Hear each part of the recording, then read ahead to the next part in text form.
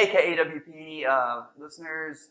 Today we're meeting with Adriane, and she is with Kentucky Cannabis Company, and we're going to talk a little bit about CBD today, right? Yes. First of all, tell me a little bit about how you got started in the CBD business. Yeah, absolutely. So in 2009, our youngest son, Colton, he was 3 at the time, was diagnosed with idiopathic generalized epilepsy. So he went from 0 seizures to hundreds of seizures within weeks. The doctors didn't know what was causing it. And we started him on pharmaceuticals, as every parent do. You know, we think that's your only option. And it came with just this wide array of side effects, from weight gain, hair loss, inability to regulate body temperature. How old was he? 3. And one of them got him within hours of organ failure.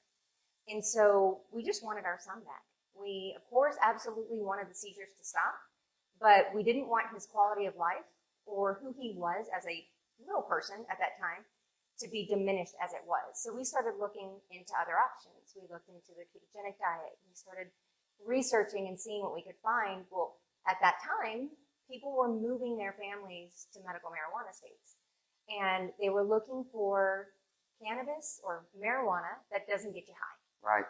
And in our research, that's when we realized it's not marijuana that they're looking for, it's hemp.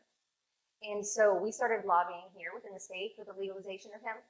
And then from there, we were awarded one of the first pilot programs, the 5th of 6, given in 2014.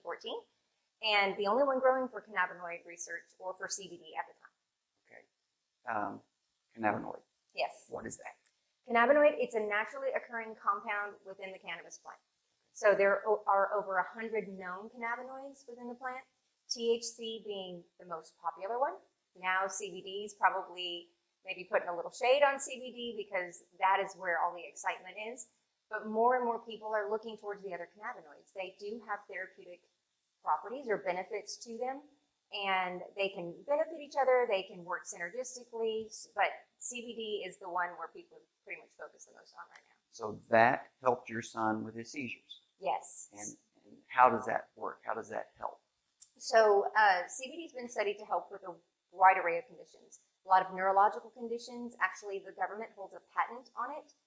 My husband can spew it off. It's like 66 something. But anyway, they hold a patent on it for its neurological benefits for Parkinson's, Alzheimer's, dementia, epilepsy, and they have since the 1990s, I believe. But it actually helps him regulate. He has a lot of electrical activity within his brain, and the doctors couldn't figure out what was causing it. So there wasn't a tumor, there wasn't anything specific. It was just coming out in all different epilepsy forms, all different types of seizures, from tonic-clonic to atonic to absence to, all of them. And so it just calms his brain. How old is your son now? He's 14. Yeah, he's been taking our Genesis Blend product since 2014. So from that first harvest, we created our first product. We did a self-wean because doctors at the time were not interested in CBD for epilepsy, and our doctor was not for it in any way, shape, or form. We did a self-wean and added CBD in his routine, and he's now seizure-free and pharma-free. Okay. Yeah, so he's doing really well. What is his regimen of CBD? He still takes the same product twice a day. So that Genesis Blend, which is at 10 milligrams per serving, twice a day. If he feels like he needs another serving in the middle of the day, sometimes we all do. I take it for migraines personally. He'll take it. Maybe he has a headache or something. But in order to keep his seizures at bay, 1 milliliter, which contains 10 milligrams, twice a day. Is any of this in clinical studies anywhere? To be like a pharmaceutical or anything like that Yeah. you know of? So there's been over 24,000 studies done on cannabis and cannabinoids within the last 20 years. They are mostly done on animals or mostly taken from information where people have openly given their experiences with cannabis because it's been illegal. And, it's been under prohibition for the last 80 years. Now that CBD has had that removed officially with the Federal Farm Bill in 2018, it is now opened up for clinical studies. There's actually one in California that we're watching really closely. But when it comes to human trials, unless they were actively providing information, everything else has been done on animals in the past.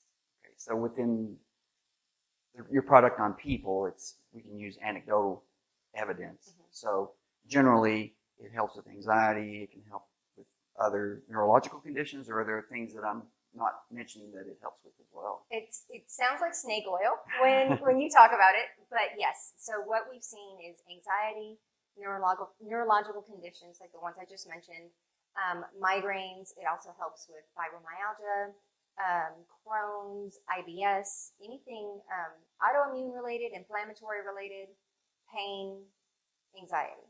Okay. That covers a wide swath. Yes. What about side effects? Is there any side effects that we...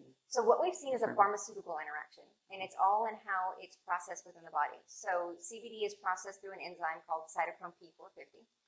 And with that, if your pharmaceutical is processed using the same enzyme within the liver, you can have an interaction. And what it does is it either slows down the processing of the medication or increases the processing of the medication. And so it can cause some sort of issues. Typically, it's a side effect from the pharmaceutical that the person hasn't seen before. So that long list of side effects that comes with the pharmaceutical, you may see one or two of those pop up. But other than that, if you're taking just the product alone, there's been nothing reported, any side effects like what you see with pharmaceuticals. Nothing detrimental. So you were mentioning a Genesis product. Is that your flagship product that you sell? Yeah. Are there other products that you sell that? Yeah, absolutely. So the Genesis blend is our flagship, the 10 milligrams specifically. And then we have a Genesis blend extra strength. So that's going to come at a higher milligram content, but it's going to be the same plant blend, the same processing technique. There's going to be a higher concentration for those who may need it. But then we also have topical products, salves that are meant to help with pain or with skin conditions. We also have different ways to consume CBD, or maybe to add it into your daily routine.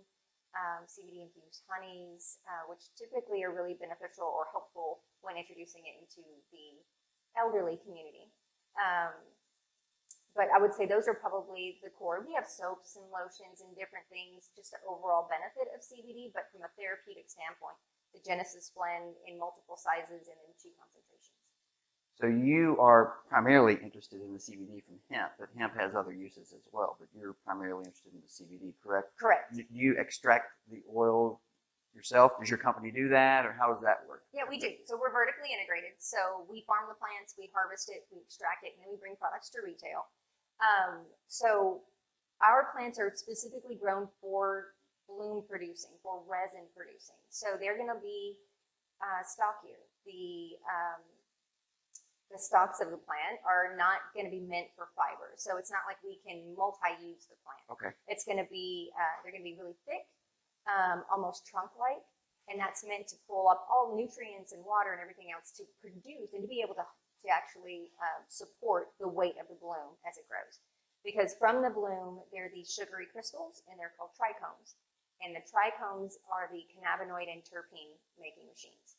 So that's what we farm for, is that sticky resin on the bloom. And with our extraction process, we only use the bloom of the plant, and we put blooms in whole into our process, and when they leave the process, they're whole. So we really just want to take the necessary parts from the plant and put it in the product.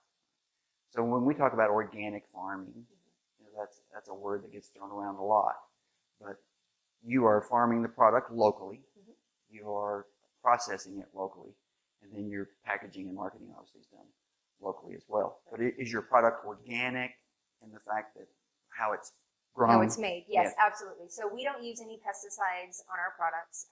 It definitely wasn't legal with the KDA, the Kentucky Department of Agriculture. I think this year, or maybe it was last year, I can't quite remember, they recently are allowing for certain pesticides to be used in the plants. We won't do that. We use an integrated pest management program. So essentially we use good bugs to get the bad bugs. Right. And then we're also really particular about who we let in and around the plants during certain times. Because everybody has mites on them, and one mite infestation could kill an entire crop. Does it take a large, I don't know a lot about your product, but I know that genetically modified products such as corn, years ago, an acre of corn would produce X amount. And they genetically modified that corn so that an acre can grow a lot more corn. Right. Now they think that we're consuming a lot of this thing, of this genetically modified grain. Right. Is that CBD? Is there a genetically modified part of that as well with the cannabis plant? So what's done from the cannabis side, right now there's no GMO hemp that we know of.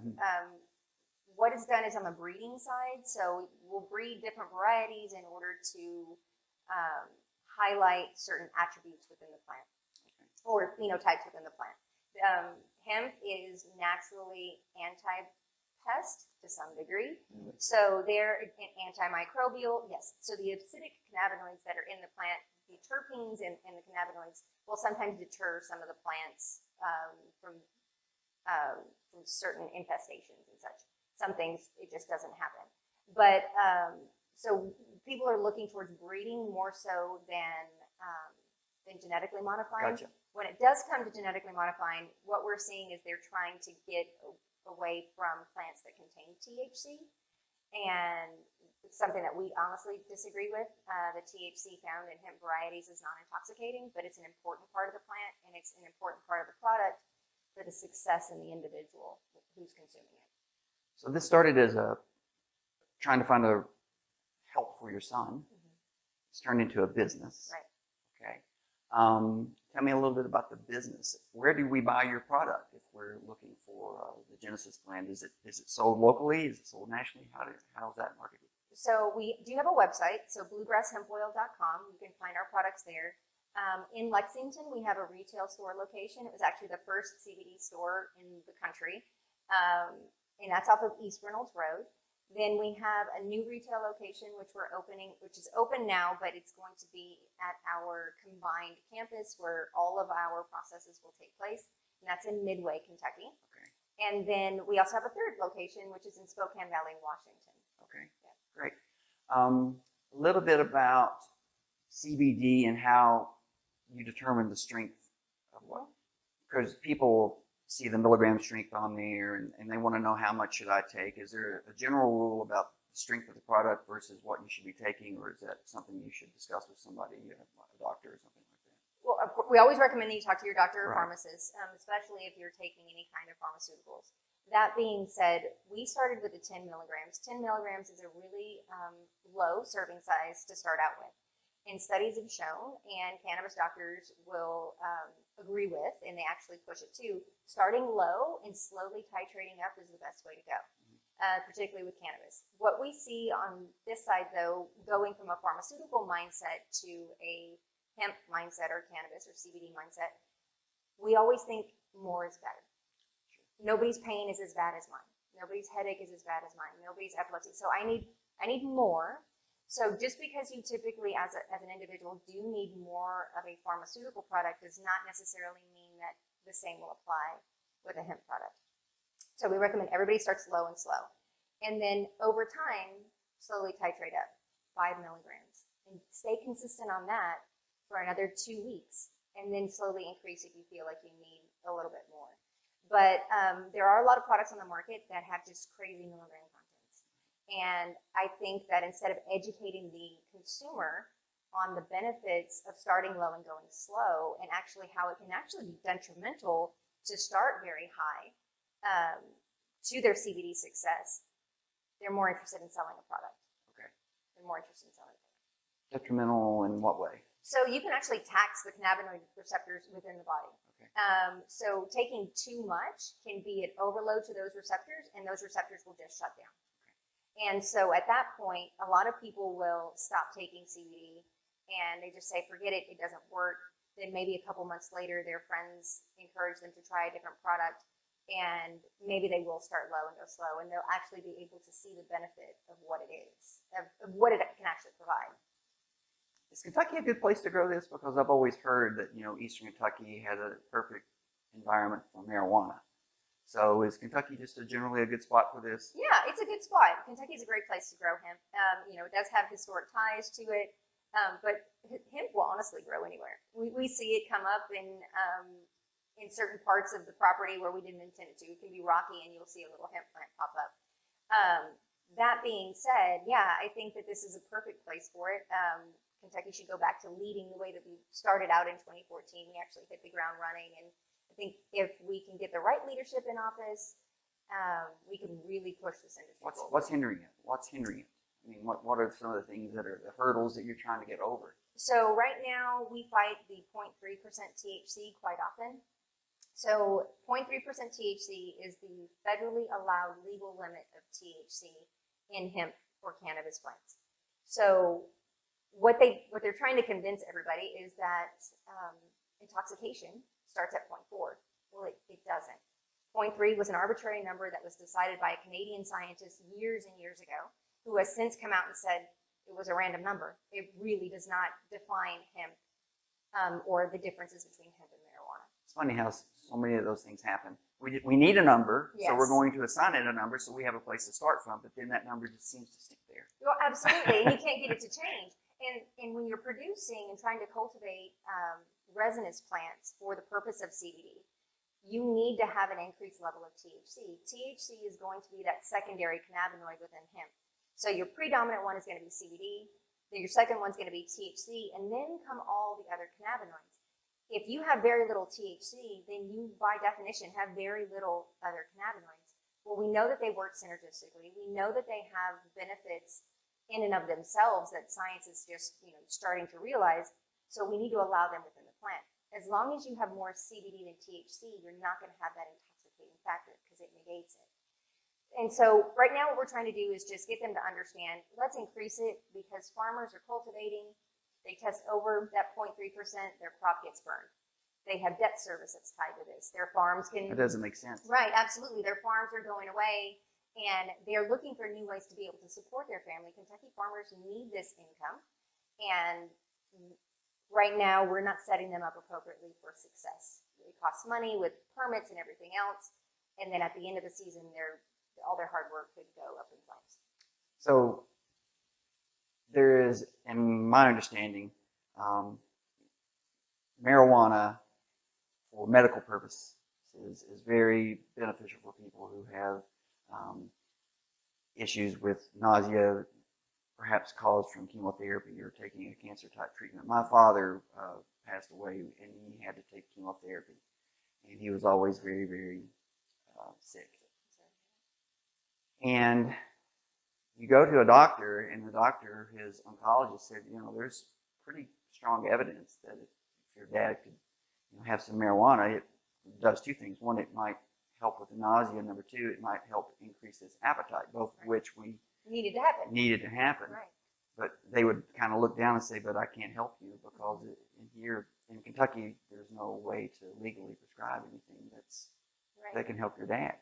Do you see marijuana and hemp as being competing agricultural crops, or do you see a synergy there between the two that can work together? Oh, absolutely, I see a synergy. I would hope that some days a hemp farmer can grow marijuana side by side in that same field. As long as you don't have male plants, they're not going to cross over or contaminate each other. You're growing a high THC variety next to a high CBD variety. You're always going to have benefits to both. THC has been studied to help quite a bit with cancer. I think there's showing where it's attacking cancer cells. Sure. In addition to, of course, the anti-nausea and the appetite stimulation. Same thing with CBD. You're going to have people who are looking for the relief in different ways, maybe finding a common ground or a way to include both within their medical routine. And you're going to have people that don't want the intoxication that comes with it, and some people that maybe want it or need it to come across with it. So we're definite advocates for the medical benefits of cannabis as a whole. The problem that we've seen in all of the states that have medical cannabis programs is that their cannabis programs and their hemp programs are two separate programs. And it doesn't make sense. It's the same plant. There's just different chemical compound differentiations between the two. But cannabis is cannabis. So you're going to, just like you have like tomato is tomato, right? So you're going to have different types of tomatoes, and they're going to be represented differently.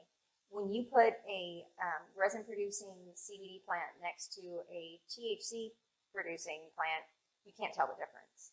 They will look, they will smell, everything will be the same. You have to look inside the plant to be able to tell the difference. Is that why hemp was basically outlawed is because you couldn't tell the difference. It was just all looped into the same thing. And again, that's where we kind of see where I think some of the hesitation comes within the state, whether it's through some legislators or maybe even through the police and the sheriff's department, is that determination between the two. How can you tell the difference? And I think, with the quality program, with the regulations set in place, our farms are GPS marked, there's so many things and so many ways that we can make law enforcement comfortable with it.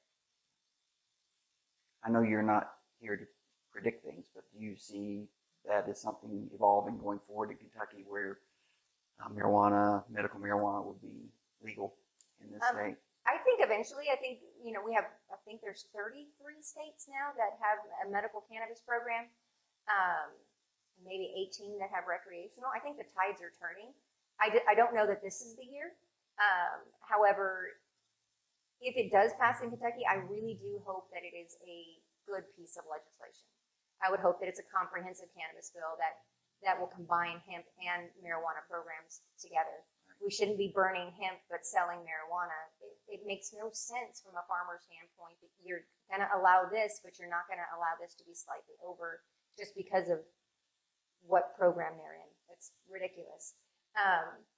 But also, I hope that they'd open it up to more than just the small few ailments that they have. I believe the legislation that's out, or the one that was out last year, definitely would have only helped 60,000 Kentuckians. That's a great number to help, absolutely, but there's 4 million of us. Right. And there's other conditions that cannabis have been tested to help with and been shown to help with that they wouldn't have access to that. And I think that's unfortunate. So your Genesis product,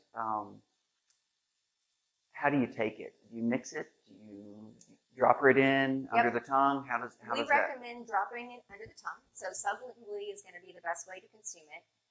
Letting it sit for about 20 to 30 seconds. It will then absorb underneath the tongue. Whatever doesn't, then you would just swallow it.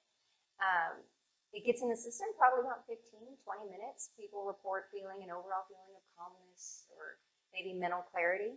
And studies show that it'll stay active within the body from about 10 to 12 hours. So twice a day. Okay. We recommend taking it twice a day. Does it have a flavor? Does it have a taste? Ours does. So because of our extraction method, we're actually able to pull the terpenes from the plant. So the terpenes is what gives the plant its flavor and its scent. And so you'll taste that. So terpenes, they're found in all of our fruits and vegetables. One of our most common ones in the Genesis blend is going to be beta-caryophyllene. And it's more of a peppery flavor. So it's not bad at all. Now, some, maybe an acquired taste for some. Everybody has different taste buds and what's good and what's bad. But what comes in our product is the natural flavor of the plant itself. Is it okay? Yeah, I like it. My son's taken it since he was 9 and still takes it twice a day at the age of 14. If a customer comes back and says, well, I'm not really a fan of the flavor, I always say, well, vitamins taste awful too. They really do. Fish oil just tastes awful too. As soon as you take it, it should be burp. Yeah, absolutely. And this doesn't chase you around like that. So once you take it and you swallow it, it's gone. It doesn't follow you around. To those people that don't still feel like they can't tolerate it, you can add it to a beverage. It does increase the time that you actually see the results from it because it does have to go through the digestive tract. But we also have it in capsule form as well. So that's always an option for those who either have a texture or taste aversion. Has your son ever gone off of it for any extended period of time? Okay. No. He's maybe skipped a serving or two, but no, he's not gone off.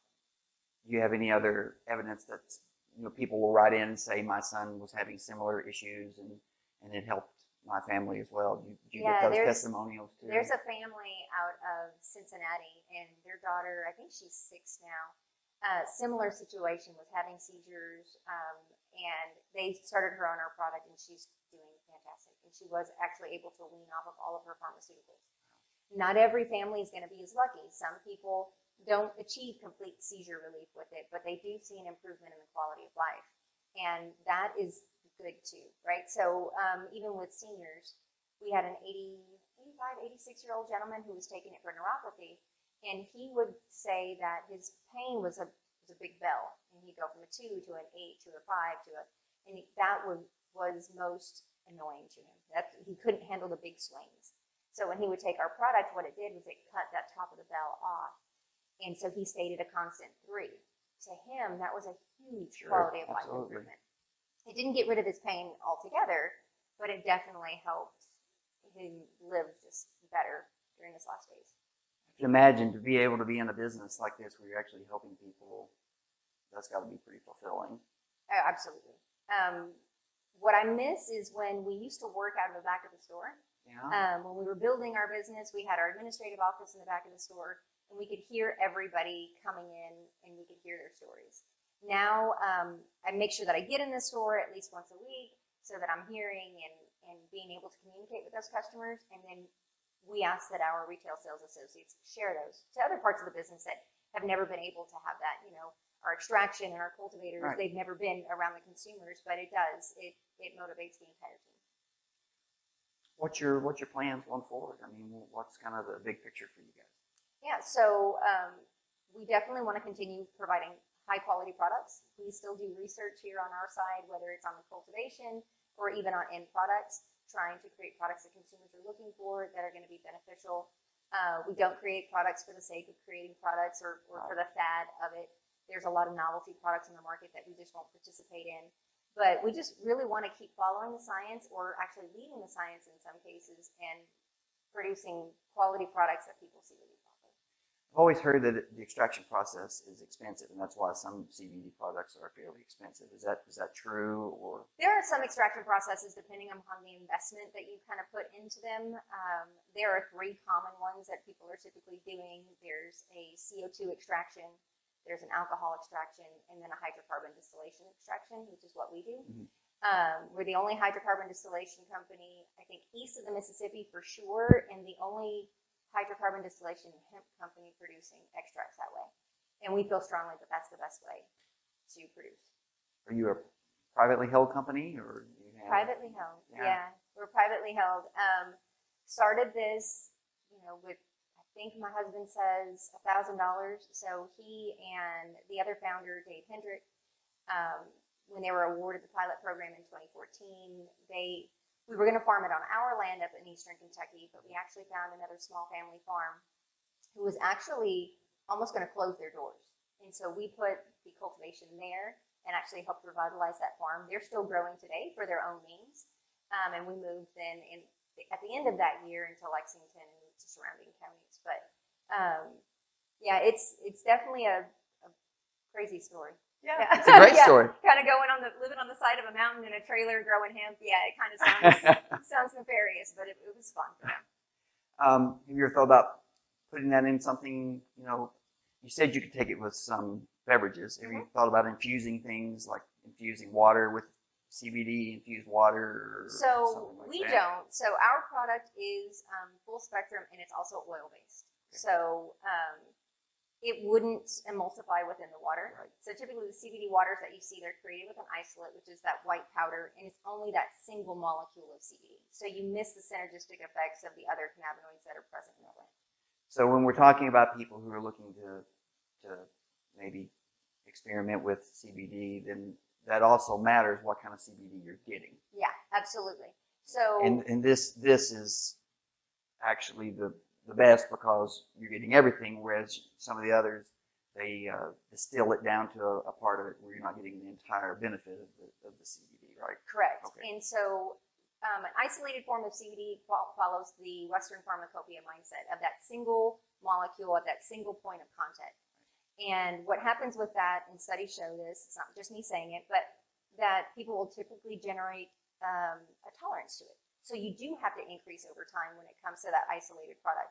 And people typically don't see the level of results that they would with a full spectrum product. So multiple cannabinoids will have similar benefits. I think there's like 3 or 4 that have bone stimulant properties to them. Okay. So imagine if you can get them all in one product, the bone stimulant benefits that you're going to see because you have them layered on top of each other are going to be much more than that of just the CBD molecule itself. Do you travel around and do seminars? We do, yeah. So for pharmacies and health food stores that carry our products, we offer trainings. We also offer community trainings to them so they want to host it. Right. But I have presented at quite a few places, whether it's at the Alltech convention, to their international group, to smaller pharmacies, to senior centers. What's your background? I'm an accountant by degree. Yeah, I'm an accountant by degree, which is good when it comes to helping run the business. But yeah. Your biochemistry is spot on, though. So yeah, it's amazing what parents will do for their kids. Did you see the movie Extreme Measures with, I can't think of the guy's name, but it was about his two kids had Pompe syndrome, and it's the inability to process sugar. The muscles can't process sugar, so over time they become very, very lethargic, and eventually it's lethal. But he was a stock financial analyst, and he became basically a biochemist to give his kids help. And it was a pretty amazing movie, what he had to learn to get from point A to point B. But, like you, he did it. Yeah, absolutely. And there was a drug developed from his efforts. It's a true story. There was a drug developed from his efforts to cure that. Yeah, it's Extreme Measures, and it's really, really, really good. So it's probably similar to what you experienced. Yeah, absolutely. Well, and I definitely can't take all the credit. So, Bill and Dave definitely did the research at the forefront. We continue to educate ourselves daily, because the science is changing so much, and being able to help push our company in the right direction, it's important that we stay abreast of everything that's going on. Right. Well, what I would hope is that at some point we come back and have another chat, maybe when the legislature kind of decides on what they're going to do, and hopefully we can be heading in a progressive way. But this thing about, I love Kentucky. Everybody knows that this is my state, and I love it. But we're behind on so many things that kind of disappoints me. And this is one of those. When you have a child, I actually had two parents that had colon cancer at the same time, and you see them suffer with the effects of the chemotherapy, and you're not a doctor, so you really can't help them in that respect. But you'd like to be able to provide them with something that can kind of take the edge off of their just the treatment, the side effects of the treatment. And that was one of the things, that you couldn't do at the time. But it is. It's unfortunate. And again, the government's had a patent on it for a variety of conditions for many years, so they've known it's been helpful. But yet we still hadn't done anything until 2014. And actually, there was a study, and I'm going to get the year wrong. CBD, was discovered in the 1940s. I think they did tests maybe in the 1970s that actually proved that it helped children with epilepsy in the 1970s. Imagine all of those families and all of those children that suffered between then and when we started. All that could have been stopped if people would have paid attention to that study. Well, and the dirty little secret is, when you have something that's natural, when you have something that's a threat to pharmaceuticals, sometimes those interests suppress what you're trying to do. You see that all the time. You see that in the energy industry, where there's ways to, you can get better gas mileage by doing a different process, but yet the oil companies want to sell a lot of oil, and so that some of those things get suppressed. So the internet technology has allowed people like you to get the word out to other people, whereas before it was harder to get that word out. And now we're seeing that it's easier. It's still not easy, but it's easier. And the bigger you get, probably like when you go fast, the resistance is harder. So as you grow, you're probably going to encounter a little more resistance from the big boys. And it's definitely not an easy business to be in. Yeah, you have to be prepared for that. But see, people like you who have that incentive of a child that needed help, you can't overcome that. I mean, you'll fight for your kid, regardless. Absolutely. Of who's opposing you. So lifestyle changes. You can imagine what we went through, and we didn't know it was going to help. We thought it would. We didn't try any other CBD products. Right. You were just researching what will help my and we just threw son. all caution into the wind. Absolutely. Right. And this helped your son. Absolutely. So then you said, well, if it can help my son, maybe it can help other people. So let's go forward with it. Well, it's a great story. Thank you. And I totally appreciate your time. Yeah, thank you so much. I appreciate you giving me the opportunity to at least share my story. Okay, thank you so much. Thank you.